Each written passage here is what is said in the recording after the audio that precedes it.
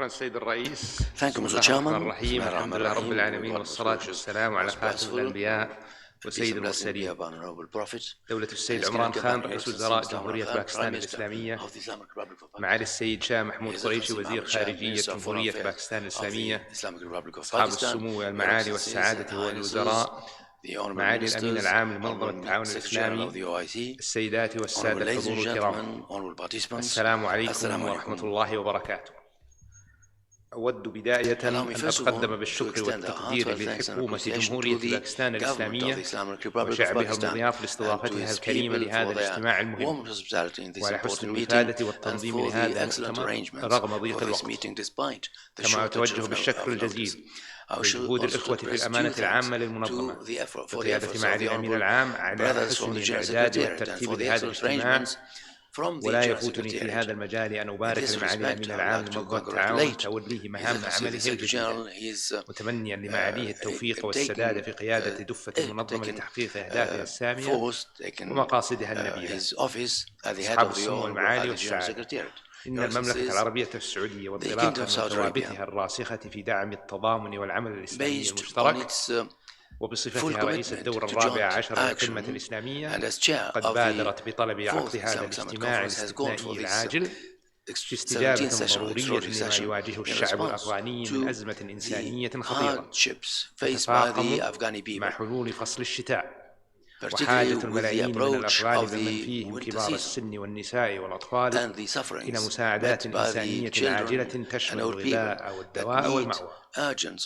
كما تدرك المملكة أن الانهيار الاقتصادي وتدهور الأوضاع المعيشية للشعب الأفغاني العزيز لن يكون مأساة إنسانية فحسب، بل سيؤدي إلى المزيد من عدم الاستقرار وسيقود بعواقب وخيمة على السلام والاستقرار الإقليمي والدولي.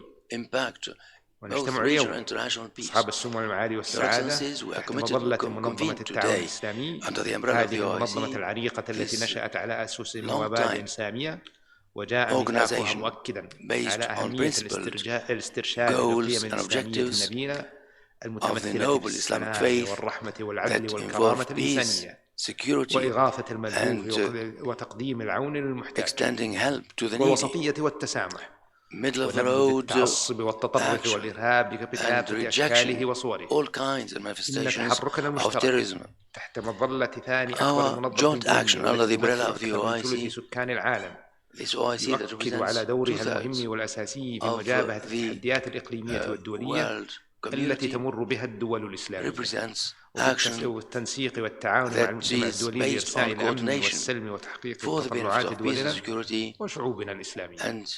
كما يؤكد هذا الاجتماع تضامننا مع الشعب الأفغاني ويرسل رسالة واضحة للمجتمع الدولي بأهمية التحرك العاجل لاتخاذ السبل والخطوات اللازمة لوقف تدهور الأوضاع الإنسانية والمعيشية في أفغانستان.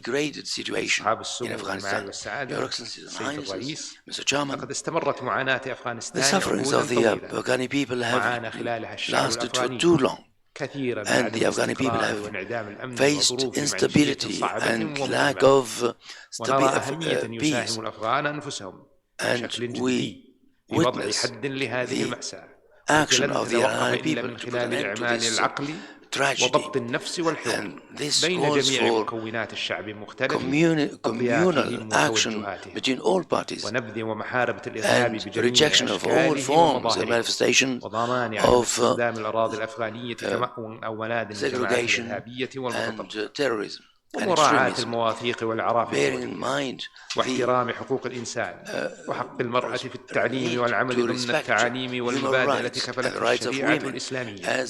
إن الوحدة والانسجام بين أطياف الشعب الأفغاني السبيل الوحيد لتحقيق أمن واستقرار وسيادة أفغانستان ووحدة أوروبا والتصدي للتدخلات الأجنبية فيها.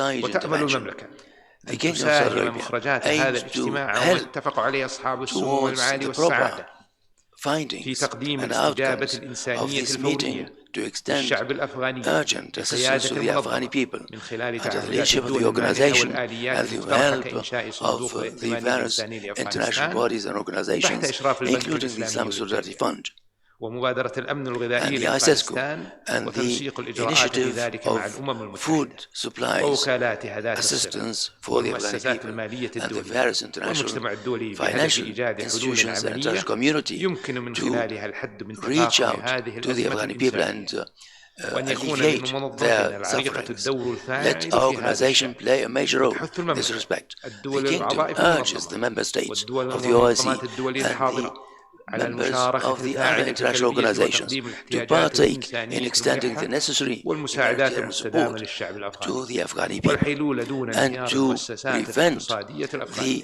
degradation of الحضور the الكرام، economic situation لقد دعمت in المملكة خلال Afghanistan. العقود The الماضية Kingdom عددا has كبيرا من extended over the المشاريع past الإنسانية والصحية decades والتعليمية support to والغذائية various التي استفاد منها humanitarian الشعب الأفغاني works الشقيق for the benefit of the وبتكلفة Afghani تجاوزت people. مليار ريال سعودي. Our كما help قامت has المملكة extended مؤخرا 1 وبتوجيهات كريمة من خادم الحرمين billion الشريفين Saudi يحفظ الله riyals, بتسيير جسر and جوي we have وبري إلى أفغانستان يحمل bridges مساعدات إغاثية and وإنسانية airlifted وغذائية support عاجلة food عبر supplies to مركز the الملك Afghani سلمان people للإغاثة والأعمال through the الإنسانية center of انطلاقا King من واجب Salman المملكة الإنساني for والإسلامي human تجاه الشعب support الأفغاني الشقيق. for the benefit of the أصحاب Afghani people. السمو Your والمعالي Excellencies والسعادة، and Highnesses, تقف أفغانستان اليوم Afghanistan مجددا stands على today مفترق once طرق again حاسم. at the انهيار الوضع crossroads الحالي سيقود with للفوضى a situation that could التي من lead شأنها أن to تصب chaos بمصلحة المتطرفين that would وانتشار الإرهاب adversely impact جميع أنحاء المنطقة all وخارجها. concerned, both وتولي regionally and المملكة internationally. أهمية قصوى And لدعم this السبل reflects the التي importance يمكن for us to put in لأفغانستان من further خلالها efforts through التغلب our على Islamic تحدياتها action الحالية. to overcome the وتقع difficulties المسؤولية على عاتق and المجتمع the الدولي responsibilities للعمل placed بشكل upon the shoulders جماعي of the international لتحقيق community هذه to الغاية. work together to achieve ونتطلع this إلى تعزيز applied مشاوراتنا support وتكامل and التنسيق further coordination الضروري and برؤية أفغانستان cooperation for the تتقدم benefit of بأمان Afghanistan نحو ظروف ومستقبل towards أفضل.